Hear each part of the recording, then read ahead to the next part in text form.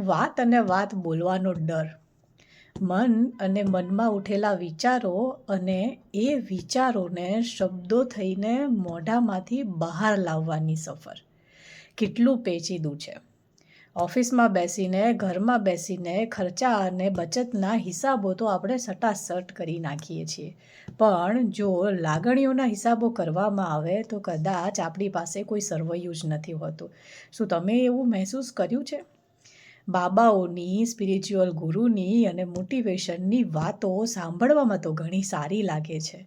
મન ઉપરથી 2 મિનિટ માટે બોજ હળવો તો ચોક્કસ કરી નાખે છે.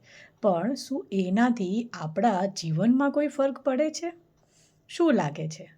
સાંભળેલી વાતો અને એના ઉપર જીવનમાં કરવામાં આવતો અમલ, કેટલું અંતર છે આની વચ્ચે?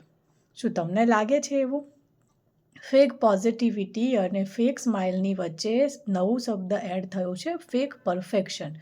બધી વસ્તુઓમાં શું છે એના કરતાં શું દેખાય છે અને શું બતાવવાનું છે એના ઉપર ભાર. દુનિયા કદાચ પહેલેથી આમ જ ચાલે છે. મે બી બધા એવું કહે છે.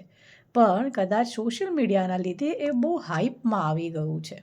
અને ક્યાંક ને ક્યાંક આપણું જીવન સંપડાઈ ગયું છે. મહેનત બહુ પડે છે. કેમ કે જીદ એ છે કે આ પડાવની વચ્ચે ઘેટા બકરાની ચાલતી લાઈનમાં એ લાઈનમાં ન ચાલવાની જીદ સાથે મહેનત તો પડે. શું તમને પણ એવો અનુભવ થયો છે?